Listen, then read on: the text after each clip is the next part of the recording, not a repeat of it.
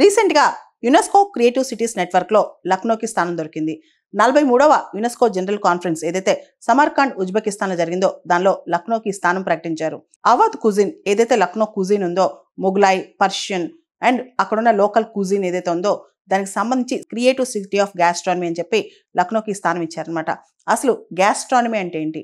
Art of choosing, liking, eating good food, divorce food, రకరకాల టేస్ట్ని ఆస్వాదించడం, వండటం, తినటం, ఆస్వాదించడం అనమాట. దాన్నే గ్యాస్ట్రానమీ అంటారు.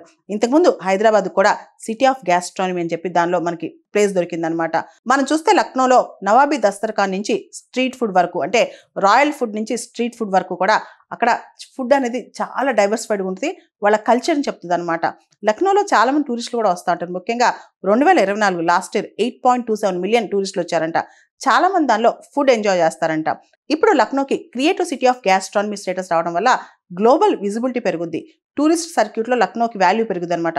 దాంతోపాటు సస్టైనబుల్ ఫుడ్ ప్రాక్టీసెస్ కావచ్చు, లోకల్ వెండర్స్ అంటే స్థానికంగా ఫుడ్ అమ్మేవాళ్ళు కావచ్చు, ఎంటర్ప్రినర్స్ రకరకాల కుజిన్స్ డెవలప్ చేసి ఎంటర్ప్రినర్స్ ఉంటారు కదా, వీళ్ళందరికీ కూడా బ్రాండ్ వాల్యూ పెరుగుద్ది అనమాట.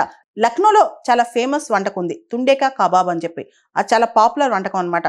హైదరాబాద్ బిర్యానీ ఎలా ఫేమసో లక్నోలో కూడా లోకల్ బిర్యానీ చాలా ఫేమస్ అనమాట. అక్కడ సనాతనంగా ట్రెడిషనల్ రెసిపీస్ ఉంటాయి, కుకింగ్ మెథడ్స్ డిఫరెంట్గా ఉంటాయి, ఈవెన్ కమ్యూనిటీ కుకింగ్ ప్రాక్టీసెస్ కూడా చాలా డిఫరెంట్గా ఉంటాయి అనమాట. సో లక్నోకి క్రియేటివ్ సిటీ ఆఫ్ గ్యాస్ట్రానమీగా స్థానం దొరకడం వల్ల అక్కడ కల్నరీ టూరిజం పెరిగే అవకాశం కూడా కనిపిస్తుంది. మనం చూస్తే కనుక యునెస్కో క్రియేటివ్ సిటీస్ నెట్వర్క్ లో 7 అంశాల్లో ఈ క్రియేటివ్ సిటీస్ స్థానాలు ఇస్తారనమాట. 1 crafts and folk arts, 2 design, 3 film, 4 gastronomy, 5 literature, 6 media arts, 7 music అనమాట. మనం చూస్తే 2025 నాటికి ప్రపంచవ్యాప్తంగా దాదాపు 400 సిటీస్ అక్రాస్ 90 కంట్రీస్ అనమాట. 400 సిటీస్కి రకరకాల వాటిలో స్థానం దొరికింది. భారతదేశంలో మనం చూస్తే కనుక జైపూర్ సిటీకి 2015లో క్రాఫ్ట్స్ అండ్ ఫోక్ ఆర్ట్స్ స్థానం దొరికింది. వారణాసికి 2015లో మ్యూజిక్లో స్థానం దొరికింది. చెన్నైకి 2017లో మ్యూజిక్లో స్థానం దొరికింది.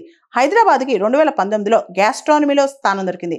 శ్రీనగర్కి 2021లో క్రాఫ్ట్స్ అండ్ ఫోక్ ఆర్ట్స్లో స్థానం దొరికింది.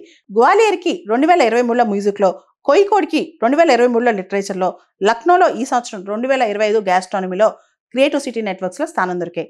యునెస్కో క్రియేటివ్ సిటీస్ నెట్వర్క్లో స్థానం దొరకడం అంటే ఒక్కొక్క సిటీలో, భారతదేశంలో ఒక్కొక్క నగరంలో ఉన్న విశిష్టమైన అంశాలు మనం పైకి తీసుకురావచ్చు.